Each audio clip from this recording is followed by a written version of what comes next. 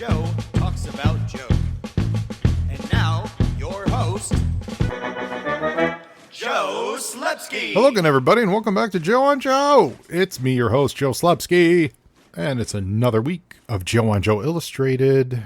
That's right, you new listeners. Joe on Joe is the podcast where we cover all of the old school Joe ephemera. I've covered every episode of the cartoon, the Sunbow, the DIC, the Extreme, and I've worked my way through every issue of the Marvel comic book. I've worked through half of the How to Draw. We're going to get back to that. We're going to finish. I got to finish that last issue. We're going to get there. We've worked through a bunch of the 3D stuff. And now I've been working my way through the G.I. Joe magazine, it has been fun and enlightening. I've learned a lot about the years 1986 through as we head into 1988. The trends that were hip, the things that young kids were into at the time, the hot, fresh-faced stars of Hollywood, etc., and so on and so forth. So and that's what we do here. We work through it with a fine-tooth comb, page by page, panel by panel. And, yeah, kind of talk about it. So, welcome aboard if you're new, and welcome back if you're old. And I hope you guys enjoy the ride. So, a little bit of business up top. The last couple weeks, I've been entreating you to check out our eBay page for the Get Dan to Austin Film Festival collection. And I am happy to say we've met our goal. Dan Beals has met his sales goal. He can now chase his dreams. He's going to Austin Film Festival, gang. I'm so excited. And he's not just going. He's going as a judge. So he's getting full access down there. He's going to be hobnobbing and rubbing elbows and seeing every film and getting to know every producer there because he's a talented dude. And you all listeners help make that happen. First of all, I absolutely recognize some of you purchasers. So that's huge. And that is so kind. And thank you so much. And enjoy those books. I'm really glad you got them. Hello to you you know who you are. And secondly, all of you who shared it on social media, that's even bigger. I appreciate you sharing it. We're going to have winners for the 3D Joe's Digipack giveaway. I'll have winners next week. I'll tally all that up this week and check out who shared it on social media, who sent me an email to get in the contest. And we're going to donate that free 4-pack Digipack from the 3D Joe's collection, which is very exciting. It's really cool. It's 4 Blu-rays of interviews all about G.I. Joe. So thank you to everyone who helped share and helped spread the word. It was super successful. In 1 week, we moved, technically there's 8 days total. And there's still, to be honest, if you're hearing this, there's still a couple stragglers that either someone bought and then they flaked on paying, or they just didn't sell through, so we relisted them. So there are still a couple things out there, but all the good stuff's really gone. All the great stuff's really gone. And in 8 days, we moved probably 650 comics, trade paperbacks, actual graphic novels, trade paperbacks. Probably moved about 650 of them in 8 days, which is a lot for not being a professionally run outfit. I have the weekend was the big bounty because that was when I was able to list all of them, and it was a fully packed car with boxes that I filled one of those big post office bins about 3/4 of the way to the top with boxes. And I think it was easily over a ton of literal weight of actual books that we moved in a week. So that's huge. So if you were out there and you helped in any way, shape, or form, thank you. You're really Dan sends his best. He really appreciates it. He's overwhelmed, and I heard that from him this morning. He's so excited. So we're happy to report success on that front, ladies and gentlemen. The other big news, the G.I. Joe-centric news, is check your emails, boys and girls. Your dragonflies are about to ship. So I should say check your emails and clear some space, because that dragonfly is not small. And it is about to ship from Hasbro Pulse. I got mine this morning, my notification this morning. That's very exciting. And so get ready for it. And yeah, Yeah, and while you're getting ready for it, I want you to go online and I want you to log into whatever podcatcher you're listening to and give the show a rate and review. Drop a little note. Tell the world you like it. Tell the world they should listen to it. I appreciate it and it helps. You should also subscribe to our sponsors, the Movies and a Meal podcast. They've been great sponsors and really helped the show grow. I know what we saw. Oh boy. We saw Superman, the Christopher Reeve biopic, put out by CNN and Warner Brothers. Holy cow. So great. It was showing in limited run. I think as of this recording, it might have one more night. I feel like they said it was running the 21st and the 28th, the weekends of. So we caught it on the 21st. So I think maybe there's screenings on the 28th as well. Being a CNN and like Warner Brothers Max, HBO Max thing, I have a feeling it'll be on either CNN or HBO pretty soon. So you're going to get a chance to see it. But if you can see it in the theaters, go and bring some tissues because you're going to cry. It was very touching. Toiletil and I and our friend Alex saw it. And just amazing, especially if, Superman the movie meant anything to you, which I have a feeling a lot of you in the audience, it did. It's just, there's a lot about Chris's story that I didn't know. There's a lot I forgot. And then just to see it all put in, cast with a modern reflection and to see how his legacy has carried on since his passing is really powerful. So a really well-made film. Like it was great. And obviously it tugged at the heartstrings. So I hope the gang over at Movies in a Meal podcast review that. That would be amazing. And then send me a note to @JoeOnJoePod. That is Facebook, Twitter, Instagram. If you're on social media, if you just want to send me an email, drop and say hello. It's JoeOnJoePod@gmail.com. And that's your direct line to a good time. So there you have it. Without any further ado, meaning goodbye, I guess, not adieu, a female do. We're digging into G.I. Joe Magazine Winter 1988.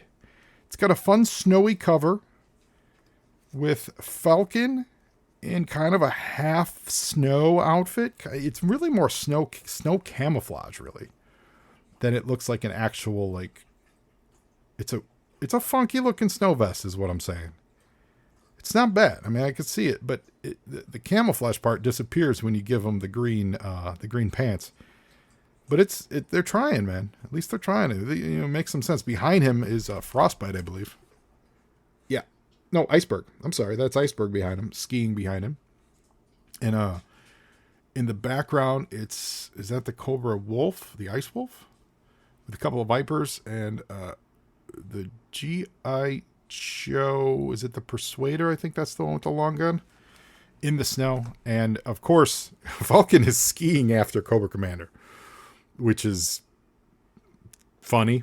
Like, it's just absolutely hilarious. So we're going to see. I believe that relates. This all relates to the story inside. Will the Joe team deep freeze Cobra? And it's Cobra Commander in his 87 garb, right? So it's his funky looking outfit. I was talking about these magazines with some Joe friends, and this one really matches my vibes on this of like, there's not enough Joe content in these things. There is, but there isn't, like there's really, I don't know. I don't want to Monday morning quarterback their editorial decisions, but it's really so cookie cutter kid with a couple pieces of G.I. Joe thrown in there. So we've got a Striped Chips Ahoy commercial or advertisement commercial, but it's answer a puzzle. We've got the table of contents. The name of this week's story is making me. I'm just saying there might be. It's called The Big Chinese Chill, and I'm just saying there might be some insensitive things in there. I don't know. I haven't read it yet. I'm going to read it along with you guys, so I get the same kind of excitement. It's kind of one of the fun things when we did all of the episodes. I watched them once, but for the most part, I was really pretty fresh on it. And that was kind of like what I like about it. So that's how I treat these stories too. So we'll see what's in there. I don't know. No promises.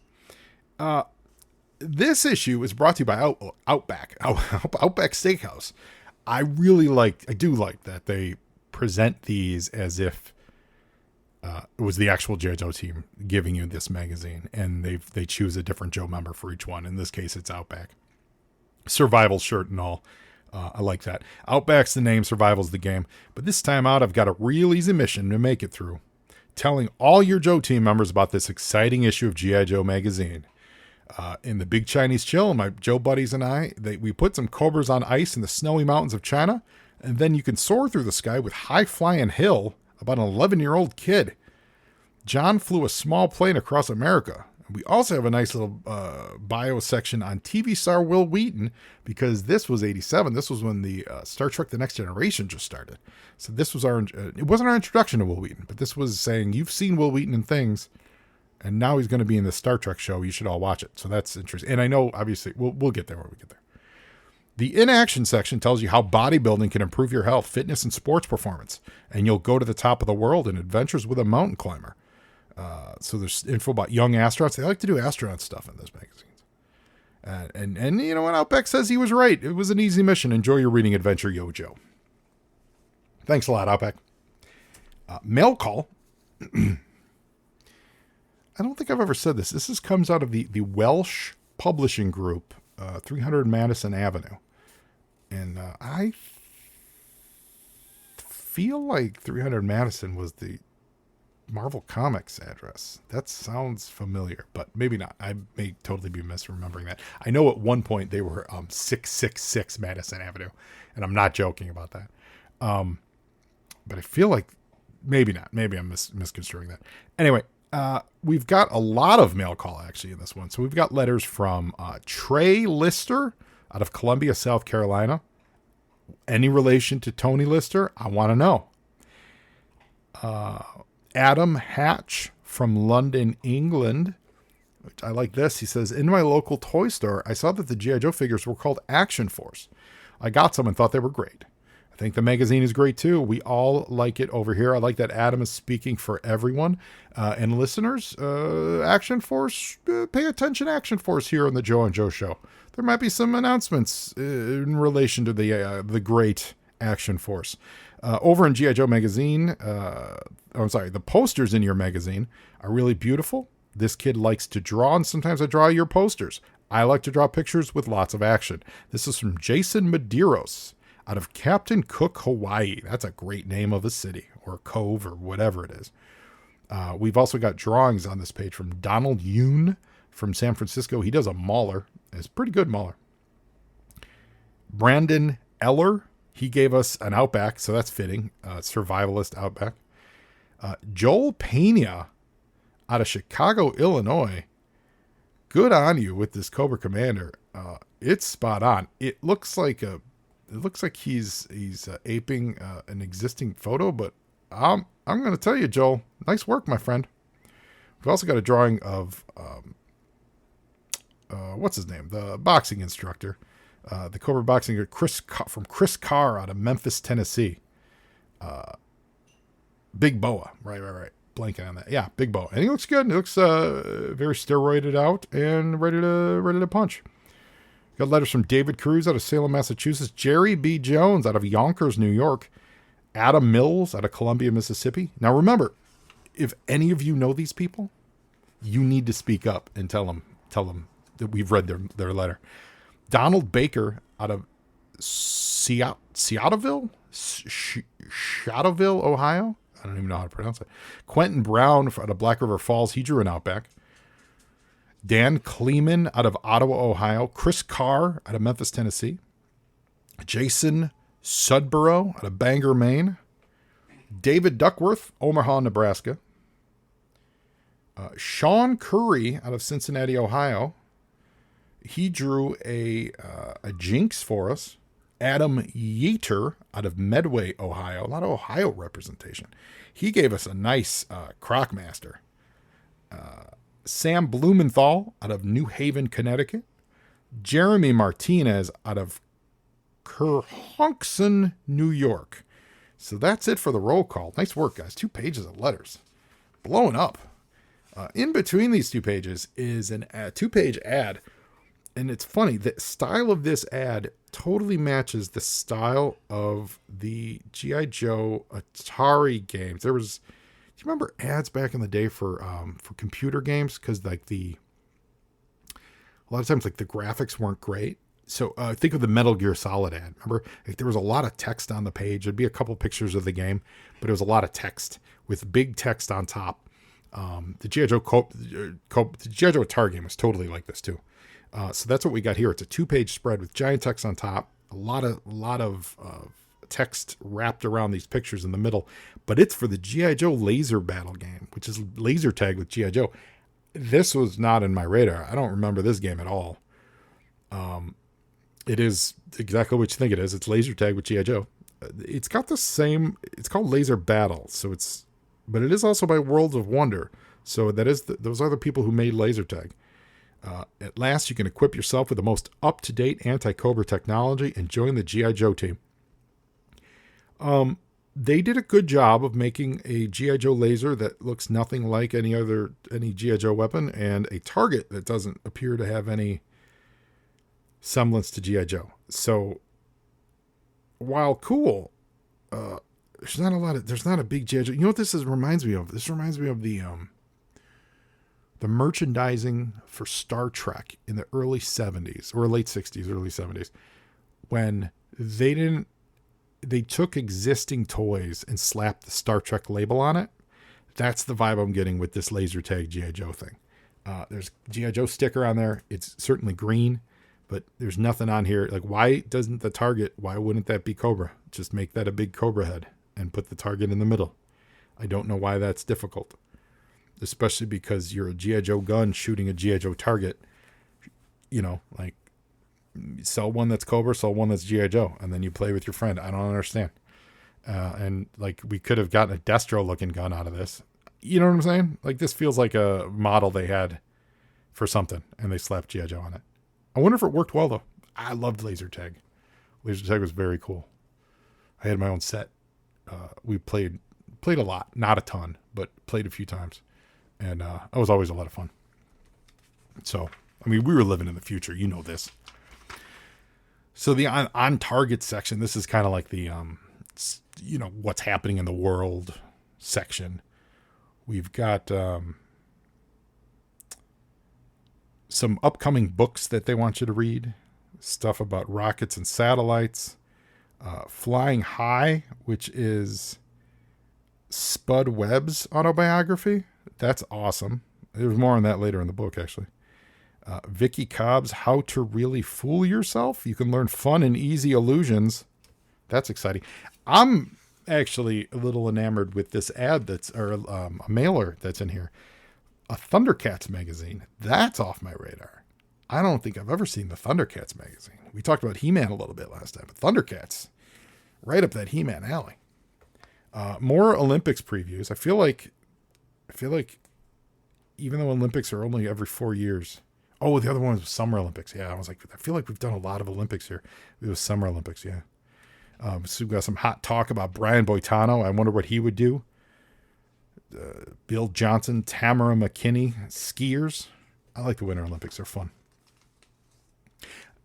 Someone recently said that the specialness of the Olympics has been taken out now that they're every 2 years. And I agree wholeheartedly. I enjoyed when they were all in 1 year and you had a 4-year dearth of Olympics. And then in 1 year, you just had this Olympic explosion all across your TV. I feel like that was, it was just a better time. It was a better way to enjoy the Olympics. Because now I don't know, every 2 years it seems like it's not as special, even though I know it's the winter and the summer are every 4, but it just, you get that whole year. It was just it was a vibe back then. It was just all year long. It was Olympic fever, sustained for like 12 months. It was a thing. We've got some discussion about the Space Nuts, talking about the Young Astronauts program. I applied to this with NASA. I believe that's what this is. Oh, no, that was Space Camp. Yeah, I applied to Space Camp. I think a friend of mine did do Space Camp. I applied to it, and I think it was expensive, and we couldn't rock it. But I was a huge Space Camp fan.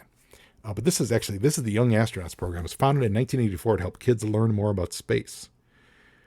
You open a local chapter. You participate in fun science experiments, field trips to observatories, etc. So you can open your own chapter of the young astronauts. Was anyone out here, when I'm sure you all were space fans, anyone was a young astronaut? That's kind of fun. And we get a little talk about the winter's best movies and TV shows.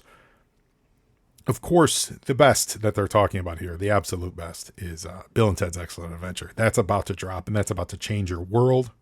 What a great movie. Absolutely amazing movie. Sadly, Leonard Part 6 also came out. That's all we're going to say about that. The movie Batteries Not Included, which tenants in a rundown apartment face the loss of their home, but aliens from outer space arrive and save the day. That's a movie I always wanted to like, and I never could get around to liking it. I believe it had Hume Cronin and Jessica Tandy, who are fabulous, and I never could really get into it. And then they stumped for the Super Bowl. You got an advertisement for the Chipmunks home video. We've got some bodybuilding.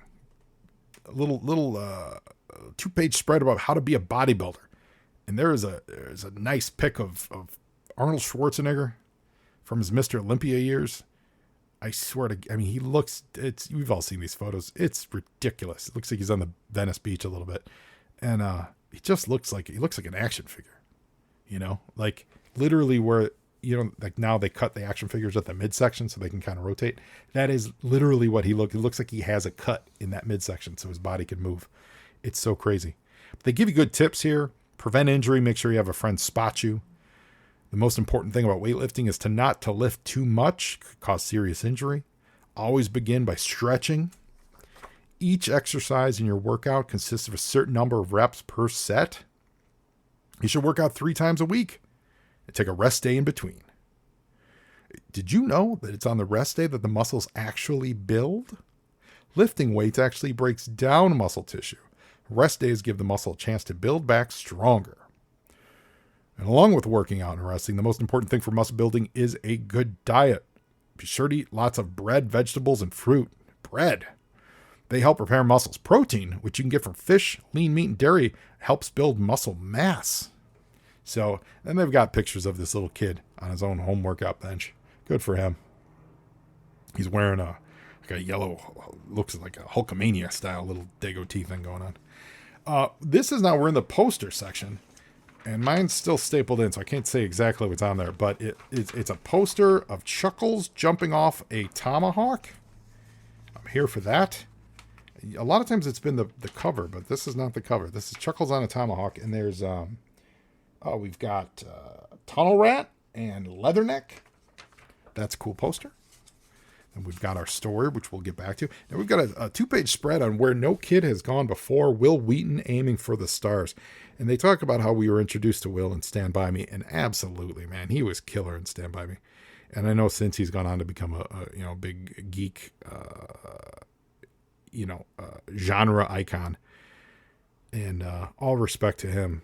But I know that his character was loathed. So this is written before the world hated Wesley Crusher. This is adventures where no kid has gone before his own mission to play the part of Wes Crusher on the new 1-hour television series Star Trek The Next Generation. So this is it means a lot of excitement and a whole lot of work for him. To prepare for this, he spent the summer reading just about everything ever written on Star Trek. He became an expert in handling tricorders and communicators and learned to travel by transporter. So he was in some episodes of Seen Elsewhere, Family Ties. He was in The Last Starfighter? What was Will Wheaton in The Last Starfighter? I've seen that movie 100 times. He wasn't the brother. Oh boy, hold on. Okay, I'm back, everyone. He was the little brother's friend in Last Starfighter. I did not know that. I need to, we should always be rewatching The Last Starfighter, first of all. I did not know that was Will Wheaton. Okay. I was gonna retroactively call BS on this article, but they know what they're talking about. So anyway, there's a little write-up on Will Wheaton. This next article is actually really fun. It's called Little Guys Make It Big, and it's about pro sports stars short on size but long on talent, which is just funny. They talk about Spud Webb, and they talk about Muggsy Bogues, 2 of the best to ever do it. and they were very short. They say how it's 5 foot. Muggsy Bogues is 5'3", and Spud Webb is 5'7", like 5'6" maybe. 5'3" Muggsy Bogues was. That was ridiculous. That's how good he was. In football, this is interesting. You would think that basketball would be considered the hardest to be short, but according to them, and they might be right, because it says football is the sport that's hardest for little guys to crack. The average player is 6'2", yet running back. Now, Lionel Train James, I don't remember him, but he was a Charger. I love that his name was Lionel, like Lionel Train, or his nickname would be Train. That's great. But he was 5'6". I don't recall him. And then they talk about Gerald McNeil from the Cleveland Browns, who was known as Ice Cube. And maybe the reason they're right. I don't remember. I don't remember those dudes at all. I'm sure my super football buddies know exactly who they are, and I'm a moron. But when we moved to baseball, man, best things to come out of Minnesota: Prince, Kirby Puckett, and Bob Dylan.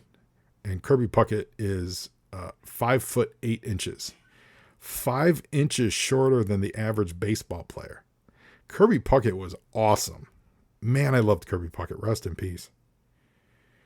And Dave Winfield was 6'6". Yikes. And John Cangelosi, they talked about. He was only 5'8".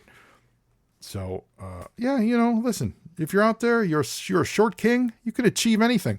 Speaking of short kings, we've got High Flying Hill, a guy named John Kevin Hill, who was 11 years old, and he flew a Cessna across the United States. He received a congratulations from President Reagan. He said it was like a roller coaster. I kind of remember this. Obviously, I think his dad was with him the whole time, but here we go. His flight instructor, Mark Fields, not his dad, accompanied him in the cockpit. However, Fields never took control of the plane. He was just there in case of emergency. John was from Arlington, Texas, and he's been flying since he was 9 years old. I Googled him today, and I was not able to find anything on him, so I don't know if John Kevin Hill is still out there. If you are, salute you, still flying the friendly skies. We've got an ad for the G.I. Joe Action magazine. This is more we're in the code breaker section, and this is where I'm saying it's just not G.I. Joe enough for me. There's a winter word watch. It's got nothing to do with G.I. Joe. There's an about out section where the quiz will test the outer limits of your imagination. Each word has something outrageous in common. So it's like it's exceed an achievement and you outdo it. There's G.I. Joe Who Survives, obviously is Outback, but like that's it. There's one mention of G.I. Joe in there. Then there's a page of code breakers. So it's 7 clues to break this code. Like $1 equals 100 cents, CENTS, right? So you're, as you fill in the cents, the word cent, those have numbers that correspond to a code. And the code certainly is G.I. Joe centric. It says Cobra will attack the pit at dawn. Sorry, spoiler alert. Defend, right? But like the questions got nothing to do with G.I. Joe. I just feel like I want to say work harder, people. Make this more G.I. Joe centric. Like there's, G.I. Joe had enough snow stuff. You could have G.I. Joe snow questions. Anyway, disappointing. Now on the last page though, it is Psych Out made a list of holiday gifts. Guess what each present is, and then which Joe team member the gift is for. So that's pretty Joe centric. I'll give them that. But it's also really, really out there because it's like sea under seas with a pair of these. So I imagine it'd be snorkeling goggles, and then you'd say wetsuit, right? That's got to be the answer. Mission gift. Just for mission gift. Goggles for wetsuit. Yeah. It's black and it's round and it plays a rocking sound. So that would be... Oh, it's a record. See, why would that be for Crazy Legs? What has that got to do with Crazy Legs? Was he a big album guy? 4 would definitely be Sneak Peek. This is like a pair of eyes that make things seem 10 times their size. So that'd be binoculars. And so that's got to be for Sneak Peek, right? For binoculars, Sneak Peek, that makes sense. Turn the pages, laugh for ages. a book or comic book. And who would that be for? It says a joke book for chuckles. Kill yourselves. With a screen, a disc, and some keys, it makes math homework a breeze. So it's got to be a calculator, and I'm going to say that's for mainframe. No, it's a computer for mainframe. Okay, so some of them make sense. Crazy Legs, that must have been something in his bio file card. Anywho, speaking of file cards, I saw someone on eBay who's selling stickers of file cards. It wasn't super cheap, but it was like 100 of them, so it's not terrible. It wasn't a terrible price. It was pretty neat, though. I don't know how good the resolution is on the scans, but I've got some Joe stickers off eBay before, and they're pretty neat. Anyway, it was unsolicited info for you, but if you're looking for Joe stickers of file cards, they're there to be had. So we got Adventures with a Mountain Climber. So now we've got a kind of a bio of this mountain climber named John Ruskelly. I'm talking about mountaineering. And why don't they tie that in with Alpine? Just throwing that out there. And this is nuts. So two things before we get into the story. There is an ad here for Square Marbles. If anyone here understands what Squarbles is, please speak up. Literally Square Marbles. It looks like there's a little pen thing with like a rubber band kind of trigger that shoots them. You know, it's like you fire marbles, but they're square, so they're like Tetris blocks that just run into each other. I have no idea. I think there's a good reason we've never heard of Squarbles after this, but Square Marbles is a new thing. And now on the very back, there's an advertisement for Ambush, which is you could order it's the vehicle driver kit set, which would have been a great purchase. It's got Frostbite and Crankcase and Thunder. And then you've got the Cobra Stinger driver, Copperhead, and the Cobra Hiss driver. So this is that 6-pack. And you could get those, you can get those for $16 plus $1.50 postage and handling. $16 for 6 dudes. That's a good steal. I like Thunder. I never had a Thunder. I still don't think I have Thunder. I think I gotta fix my Thunder issue. All right. The Big Chinese Chill. Alone in the snow, the Joes battle more than weather. It's not the heat, it's the humidity, Outback explained. That's what I love about the jungle. It's so much better than this place. In my opinion, sweat doesn't count unless you work it. Work it up like this, at 40 degrees below zero, Iceberg laughed. Tunnel Rat and Lifeline looked like they were smiling at Iceberg's joke, but it was just their teeth chattering. The place, a snowy, mountainous, sub-zero, uninhabited area of China. The mission. Winter survival training. The goal. Stay alive for 4 days with minimal rations, ammo, and equipment. The alternatives. Almost none. Dialtone was packing a radio with enough juice to send a special coded SOS message, but the Joe team would be court-martialed if they used the radio in anything but a certain death situation. Dialtone's been gone for 2 hours looking for food, Tunnel Rat said. Tunnel Rat wasn't just telling his buddies the time. He was beginning to worry. But Iceberg's face was one big happy icicle. If you didn't know what to look for, the mission leader said without concern, you could spend the rest of your life trying to find food around here. Well, that's what I'm afraid of, Outback said. I'm going to find him, said Lifeline. Hold it, Iceberg said calmly. If you guys are so worried about Dialtone, we're all going after him. They cinched their parkas tighter and picked up their packs, which seemed 5 times heavier in the strong winds. After a slow hour of marching through the drifting, crunchy snow, the team came to a sight that froze their hearts. Nailed to a tree were Dialtone's clothes. His Joe insignias had been ripped off and replaced with a dozen scarlet Cobra patches. What? Outback snarled. This survival training was supposed to be a secret drill. How did these cold-blooded snakes find out we were here? Tunnel Rat quickly searched the empty uniform as it blew in the wind. Well, maybe this will answer your question, he said, handing a piece of paper to Iceberg. Iceberg read the note aloud. Hello, G.I. Jokes. Too bad none of you are going to survive your survival mission, especially now that we're here, and your communications expert will become Wolf Meat, signed Cobra Commander. Well, now what? Lifeline asked. What now? We just found the clothing of our probably dead friend. But no one had an answer. The facts of the situation were hard and cold. The team was in the middle of a frozen wilderness without supplies and surrounded by an unknown number of Joe hunting Cobra agents. Maybe a dozen, maybe 1,000. The home team wouldn't come for them for 2 more days. when the training mission was scheduled to be over, and the only Joe who could send a life or death save our skin distress signal was now in enemy hands and naked. We've got to rescue Dial Tone, Lifeline said. Iceberg shook his head. Not now. Night is coming. We need a base, someplace to thaw out, hide, and survive. I think I can dig what you're saying, Tunnel Rat said. He went to work immediately, burrowing into a solid bank of snow and ice at the side of a mountain. In a little while, the Joes climbed into the ice cave Tunnel Rat had created. Braced by fallen trees, it would be their home until daylight. I like to think of a world where, because he's Tunnel Rat and that's his expertise, the other Joes just sit there not digging while he does it. And he's like, aren't you going to help? And they're like, well, no, you're Tunnel Rat. You're supposed to do it. And he's like, yeah, but you could help. Just because I know where to dig and how to dig doesn't mean I can't use another set of hands. And they're like, no, go for it. I'll help you if you hurt yourself, said Lifeline.